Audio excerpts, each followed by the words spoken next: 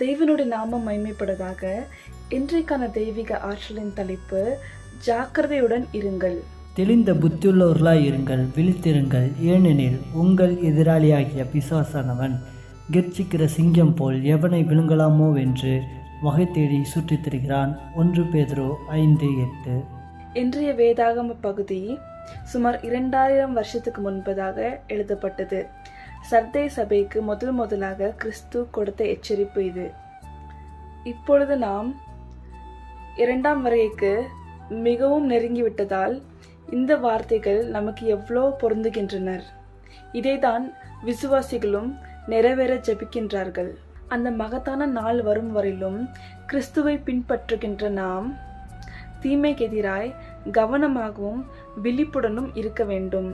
கவனம் இல்லாமல் புறக்கணிப்பால் தண்டவாளம் கவனிக்காமல் விட்டிருந்தால் அந்த தண்டவாளத்தில் வரும் ரயில் வண்டி தடம் பொருள்வது போல பரலோகத்துக்கு நேராய் நம் பயணம் தீமைக்கு அடிபணியும் போது தடம் பொருளுகின்றது.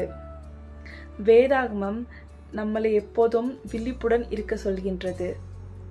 உங்கள் ஆண்டவர் என்ன நாளிகையிலே வருவார் என்று நீங்கள் அறியாத இருக்கிறபடியால் நீங்கள் விழித்திருங்கள். மத்தேயு 24:42.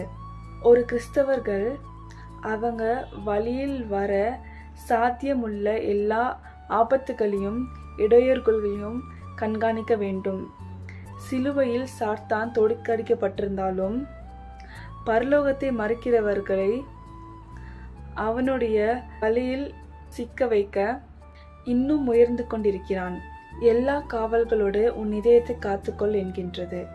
எல்லாமே நல்லதாகவே சென்று கொண்டிருக்குது என்று நினைத்தால் வஞ்சிக்கப்படுவதற்கு நிறைய வாய்ப்புண்டு. ஆனால் ஜாக்கிரதையுடன் இருந்தால் வஞ்சிக்கப்படுவதற்கு வாய்ப்பு குறைவு. அதுக்காக எல்லாமே நமக்கு எதிராக இருப்பது என்று நினைத்து எப்போதுமே திகில் உணர்வோடு இருக்க வேண்டாம். தேவனை விசுவாசிக்கும் போது நமக்கு உதவி செய்ய அவருடைய தூதர்கள் எப்போதும் இருக்கின்றார்கள்.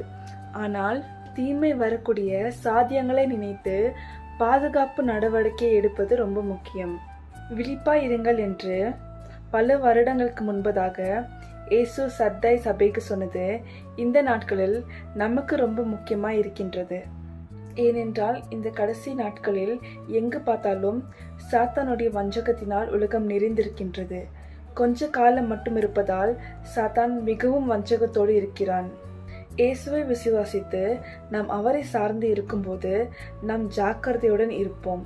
இன்றைய மருத்துவ குறிப்புக்காக நூட்கள் கீரையை குறித்து பார்க்கலாம். இந்த நூட்கள் கீரை பக்கவாதம் வராமல் தடுக்கும். கண் புரை வராமல் தடுக்க இந்த கீரை உதவி செய்கின்றது. எலும்பு தேய்மானத்திற்கும் எலும்பு வலிக்கும் இந்த கீரை மிகவும் உதவி செய்கின்றது. இந்த கீரையை எடுத்துக்கொள்ளும் போது புற்றுநோய், முக்கியமாக மார்பக புற்றுநோய் வராமல் தடுக்கின்றது. இருதய ஆரோக்கியத்திற்கு இந்த கீரை ரொம்ப நல்லது. இந்த கீரையில் உள்ள நன்மைகளுக்காக தேவனுக்கு நாம் நன்றி செலுத்துவோம். ஆமேன்.